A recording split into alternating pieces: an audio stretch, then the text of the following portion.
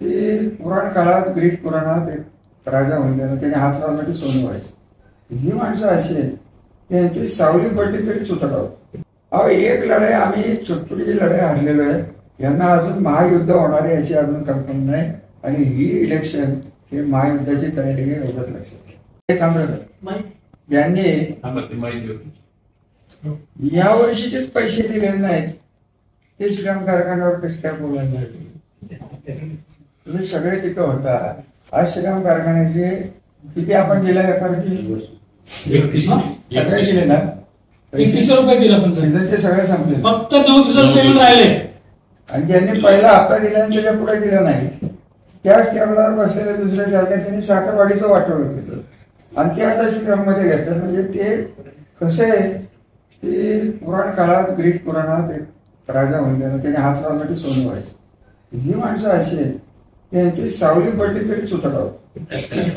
माणसं श्रीराम कारखान्यावर यायला लागला, कारखान्याचं काय होईल आणि तालुक्याचं काय होईल.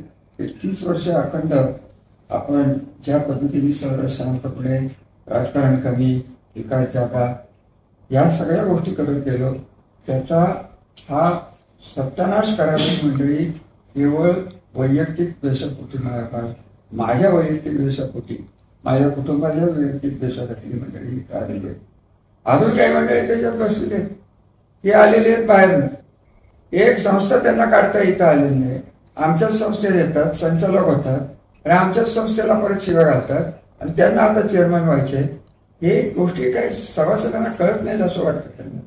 सभासदांना गृहीत धरून चाललेले आहेत. अहो, एक लढाई आम्ही चुटपुटीची लढाई हरलेलो आहे. यांना अजून महायुद्ध होणार आहे याची अजून कल्पना नाही. आणि ही इलेक्शन हे महायुद्धाची तयारी आहे एवढंच लक्षात. श्रीराम सहकारी कारखान्याच्या निवडणुकीच्या संदर्भामध्ये निर्णायक भूमिका घेऊन लढलं पाहिजे. कारण जवळपास 3000च्या पेक्षाही आसपास सभासदांची मयत झाले, त्याच्या वारसांना त्या ठिकाणी स्थान मिळालं पाहिजे. विश्वासराव भोसले साहेबांनी त्या ठिकाणी सहकार जॉईंट डायरेक्टर यांच्याकडे लढाई केली ती आणि लढाई करून त्यात यश पण मिळालं ना अपयश पण मिळालं. यश अशासाठी मिळालं त्यांना की फलटण तालुक्यातल्या फक्त 80 लोकांचा मतदानाचा अधिकार आपल्या फलटण तालुक्यातल्या राज्यकर्त्यांनी ठेवला होता. जे श्रीरामवर राज्य करतात त्यांनी फक्त 80 लोकांचं मतदान केलं, तर 15,000 लोकांना जवळपास मतदानापासून वंचित केलं होतं. भोसले साहेब त्या ठिकाणी भांडले आणि मयतचे वारस श्रीराम कारखान्याने नोंद करून घ्यावा असा आदेश दिला असला तरी प्रारूप मतदार त्या ठिकाणी प्रसिद्ध झाली. त्यामुळं ज्या लोकांचे 15,000 रुपये भरले नसले तरी भोसले साहेबांच्या लढ्यामुळे त्या ठिकाणी 15,000 न भरता सुद्धा मतदानाचा अधिकार त्या ठिकाणी प्राप्त झाला. पण लढाई तिथं थांबली नाही.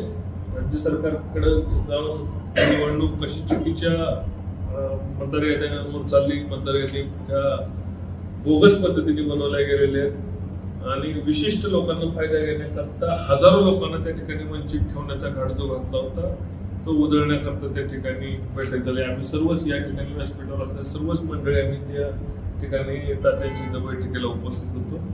भोसले साहेबांनी त्या संदर्भात हायकोर्टामध्ये एक याचिका दाखल केली आणि याचिका दाखल करून महाराष्ट्र राज्याचे उपमुख्यमंत्री अजितदादा पवार, सहकार मंत्री यांना ही भूमिका निवडणूक पुढे ढकलण्याची घ्यावी ही पटवून देण्यामध्ये ते यशस्वी झाले. निवडणूक राज्य सरकारने तर पुढे ढकलली. आता कायद्याची लढाई चालू झालेली आहे. कोर्टामध्ये असं ही लढाई चालणार आहे. विशेष कोर्टामध्ये त्याला ही लढाई आतापर्यंत अशा प्रकारची निवडणूक पुढे ढकलल्यानंतर 2 वर्ष आधी मतदारांच्या नोंदी घ्याव्या लागतात. अशा प्रकारची लढाई ही पहिलीच असणार आहे. कारण कायद्यानुसार जर मतदानाचा अधिकार वारसांना घ्यायचा असेल तर 2 वर्ष 23 पूर्वीच त्यांना त्या मतदानामध्ये समावेश करून घेण्याची जबाबदारी कारखान्याची होती. ती श्रीराम कारखान्याच्या संचालक मंडळाने, चेअरमननी आणि त्यांचे कर्ते कर्मचारी या तिन्ही बंधूंनी पाळली नाही. त्यामुळं वारस जे मतदानापासून जे मयत झालेले त्यांच्या मुली मतदानापासून वंचित राहतील याच्यासाठी ही लढाई वंचित राहू नये म्हणून ही लढाई चालू केली. ही लढाई कोर्टात चालणार आहे आणि कोर्टातली लढाई ही निश्चल लढा शेवटी अशा प्रकारचं हे उदाहरण किती टिकतंय काय होतंय हे याची आम्हाला माहिती नाही. भोसले साहेबांच्या याचिकेनंतर राज्य सरकारने त्याचं गांभीर्य घेऊन ही निवडणूक पुढे ढकलली.